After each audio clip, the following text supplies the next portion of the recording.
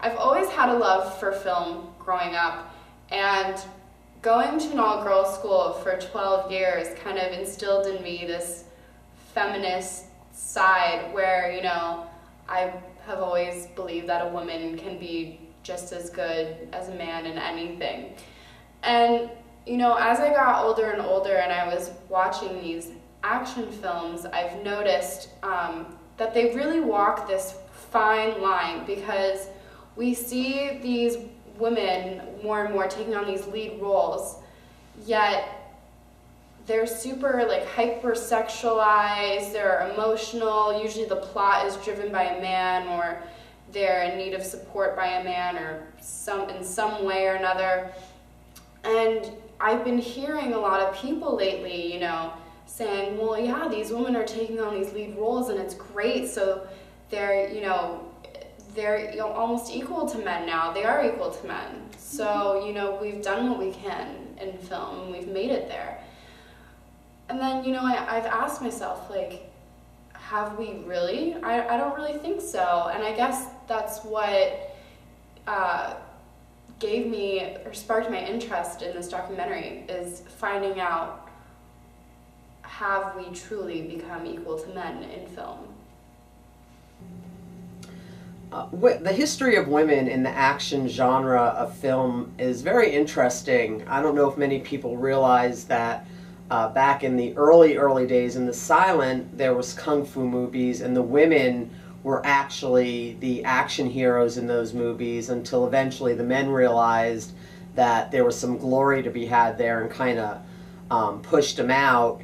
But really, when I think of here in America, there weren't so many women that were action heroes as women that were the cause for the hero to go into action.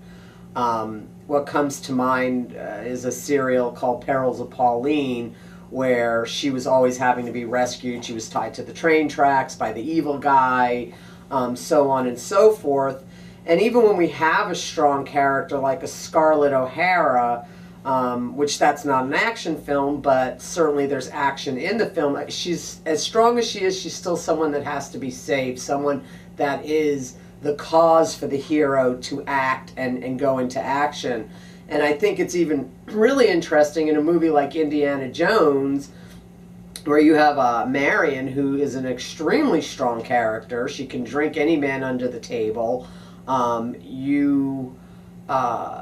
Again, she is put into a lesser role and needs to be saved by Indiana Jones, rather than being someone who can really, truly take care of herself.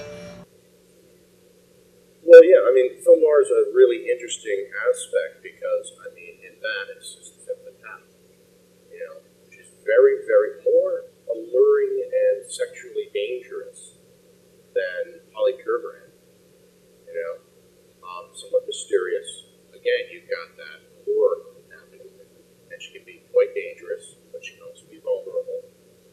And over time, obviously, she's become tougher. But I don't think that the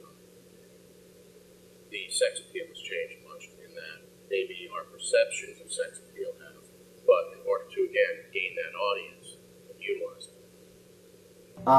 Blaxploitation films was the first round of movies that really put women, and men for that matter, into roles of empowerment. It was a time in cinema where white leading roles were anti-heroes. French Connection, Bonnie and Clyde, Butch Cassidy and the Sundance Kid, and yet in black films, African Americans were seeing themselves in a way they had never seen themselves, as the heroes, as the protectors, and even, you know, thinking of Pam Grier and Foxy Brown. And I saw the evolution of combative and aggressive women take time over the years. The Girl from U.N.C.L.E., The Bionic Woman, I mean, boom, boom, boom. You can see the progression, because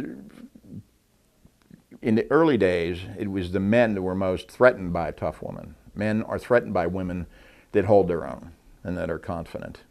And especially, they're very skeptical about a woman, any woman, beating a man's butt. But there are some, so film takes that to another level. Film kind of fulfills a fantasy that I think most women have of being empowered and being able to protect themselves instead of being protected by a man. Hollywood writes for men. They write movies about men, and they're written for men. So it's really hard, unless you get a chick flick, to find anything that really means something and that features women. And that seems such an odd thing, that even though we're half the population, we're still a niche audience. It's interesting because action movies really aren't made to appeal to women. Not that there aren't women out there that don't like action movies, but really the demographic is like, preteen boys through early teen, through late teen boys. And a lot of that has to do with, like when you think of a movie like Sex and the City or even Lara Croft Tomb Raider, there was no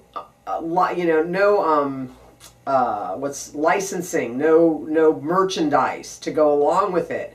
But when you think of all these other action movies, Star Wars, even Speed Racer, there's a lot of merchandising is where they really make the money for this stuff. And this is their demographic. I was thinking about Transformers and Megan Fox, and everybody was really going, she's kind of a tough broad in that movie. But Laura Mulvey her theory kind of says that you put a woman up on screen and she's going to be objectified in some way. And if you look at the way Megan Fox is dressed, that she almost always has some sort of tight top on with things up where they should be, that completely defeats the purpose. Action films I think they walk a fine line, because I think they really want to show tough women, but I also think there's that unconscious, or probably actually conscious knowledge that she needs to be tough and hot at the same time. And there's that, when you see characters who don't jump on board with that, like the Salt character, it's kind of an anomaly. You have a single female in the movie who is the action figure, and Tomb Raider is a great example of this. So we have beautiful Angelina Jolie, padded way out to here, so she has these sort of grotesque, enormous breasts in the film. So we've had to sort of caricaturize even a beautiful woman like that, even more sexual, sort of make her more comic booky. And she does not pass the female friendly test for a film. There is not another woman in the film. She does not have a name, and Angelina does not have a conversation with her. So the idea that men take a sort of sexual image of a superwoman and put her out there doing things that aren't the things that women do, right? We don't actually go out there and kick ass all the time. It's not the way we get things done. We're smart, we do other things, but that's not us. So they've just made they've taken a guy and given him boobs and a vagina and then put it up there as, see, we've got a woman in the film. But it's just a reflection of themselves that they've made into a woman, right? So it doesn't really count as being part of that liberation of women in films, of really showing what women really do, how they really behave, the things about us that are different than men that make us spectacular. And even if we want to talk about Wonder Woman or Batgirl, again, Batgirl, not Batwoman, even though he's Batman, that they wear these like really sexy clothes despite their power. So it's, I think every woman has the power of sexuality on her side. And, would we be stupid not to use it? Probably, but it definitely see a lot of the action hero women action heroes also incorporating their sexuality in winning the action.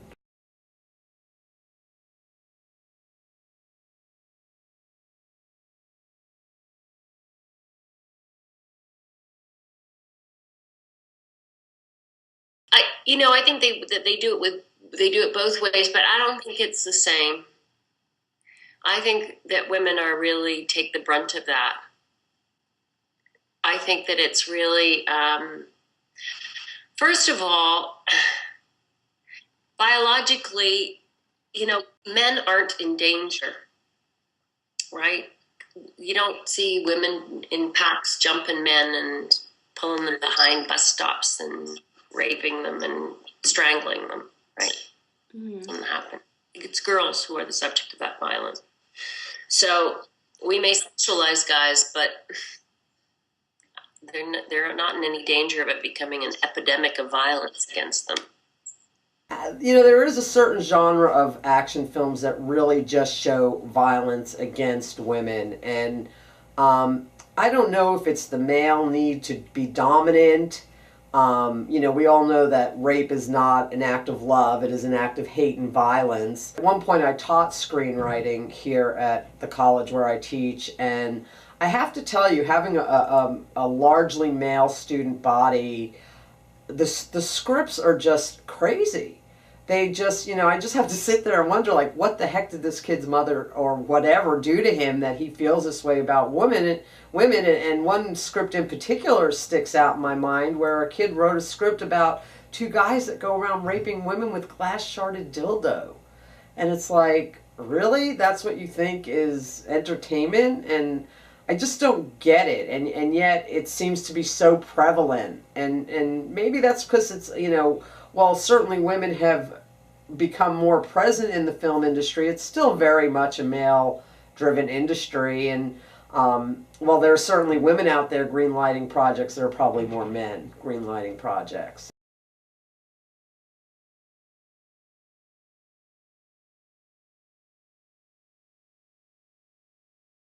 For sure, women have a much wider range of emotion. They're more likely to have been intimate with a guy that they're blown away in the climactic scene. But they do blow the guy away, right? And so, it depends how you define toughness, right? If you define toughness in terms of getting the job done, women as heroes in cop movies absolutely get the job done. And same thing in horror movies. They kill the monster. If you define toughness as never expressing any emotional ambivalence, like not having a whole range of feelings, then sure, they're less tough than the men. But that's a very different definition of toughness. I do think that showing emotion on film and women showing emotion on film is a really important thing, and I think it needs to be done in the context of really what we show emotion about, right? So that women are better at expressing loss or love or, compassion. Those are our strengths. That's one of the things that I'm sure scares men, but it is a definite strength. The real, I think, trick for women to focus on is be tough, but have that feminine, sensitive side about you as well. So people want to protect that, but you can do that yourself. And I think that makes the character much more fascinating, When the person you care about is at risk, but it turns out that they have this inner resource that they draw from to become dynamic, that's incredibly cool. Film definitely reflects what we're thinking, feeling, doing, saying. It's a reflection of us. So definitely, the culture has changed enough and created this kind of sexualized view of the world, and that's what we're reflecting back to us in our movies. I think movies try and take the pulse of whatever's happening in our culture and put it up into a screen, and I think if people continue to go to them, then they're going to keep reproducing it because it's making them money. So there needs to be a switch in our culture where, and I guess maybe one brave person needs to make that movie that shows these changes, and then maybe everyone will hop on board because they'll see that people will go to it. We need to populate the writers' rooms with more women. We need more women directing. So it has to happen on several fronts. We all need to sort of push out there and push in. But women have to talk with their wallets, right?